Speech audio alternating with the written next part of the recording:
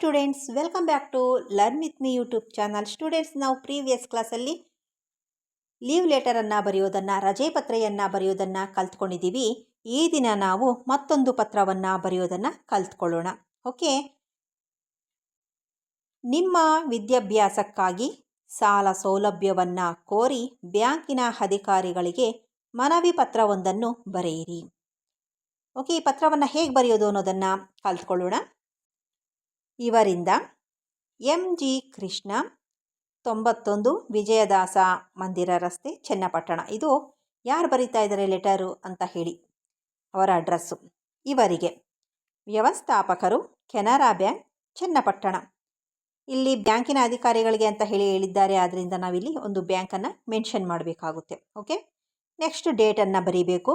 ನಂತರ ಮಾನ್ಯರೇ ಬರೆದು ವಿಷಯವನ್ನು ಒಂದು ಸೆಂಟೆನ್ಸಲ್ಲಿ ಬರೀಬೇಕು. ಓಕೆನಾ? ನಂತರ ಆ ಸಬ್ಜೆಕ್ಟನ್ನು ಅಂದರೆ ವಿಷಯವನ್ನು ಎಕ್ಸ್ಪ್ಲೇನ್ ಮಾಡ್ಕೊಂಡು ಹೋಗಬೇಕಾಗುತ್ತೆ. Okay, 15 June 2017. ಮಾನ್ಯರೇ, ವಿಷಯ: ಪ್ರಥಮ PUC ತರಗತಿಯ ಪ್ರವೇಶ ಶುಲ್ಕಕ್ಕಾಗಿ ಸಾಲ ಸೌಲಭ್ಯಕ್ಕೆ ಕೋರಿಕೆ.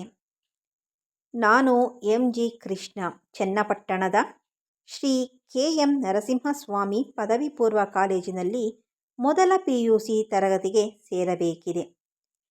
SSLCಯಲ್ಲಿ ಪ್ರಥಮ ಶ್ರೇಣಿಯಲ್ಲಿ ತೇರ್ಗಡೆಯಾಗಿರುತ್ತೇನೆ. ಇದೀಗ ಪ್ರವೇಶವನ್ನು ಪಡೆಯಲು 19,500 ಶುಲ್ಕವನ್ನು ಸಲ್ಲಿಸಬೇಕಾಗಿದೆ. ಈ ಮೊತ್ತದಲ್ಲಿ 2,500 ನಾನು ಕಟ್ಟುತ್ತೇನೆ.